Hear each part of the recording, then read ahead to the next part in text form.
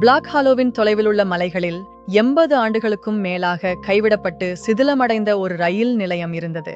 1943ஆம் ஆண்டு நடந்த பெரிய தடம் புரண்ட விபத்திலிருந்து சில்வர் காமெட் ரயில் தடங்களை விட்டு விழுந்து உள்ளிருந்த அனைவரும் உயிரிழந்ததிலிருந்து எந்த ரயிலும் அங்கு சென்றதில்லை.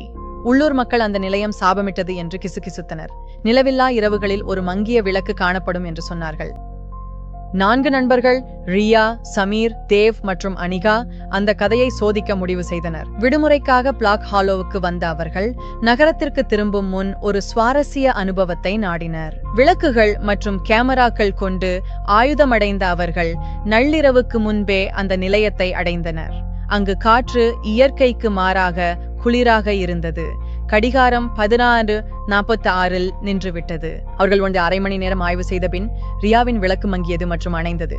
அதனைத் தொடர்ந்து சமீரின் விளக்கும் அணைந்தது.